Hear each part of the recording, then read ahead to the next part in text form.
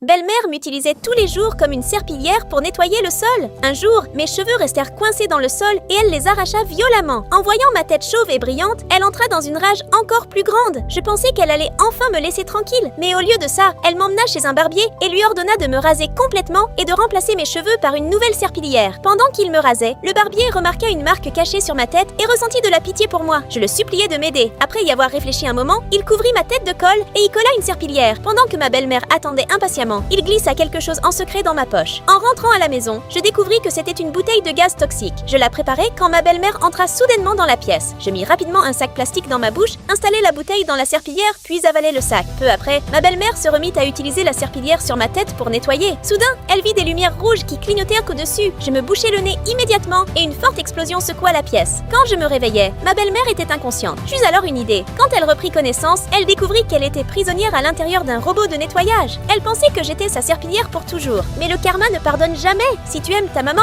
like cette vidéo, abonne-toi et écris « J'aime maman » en commentaire.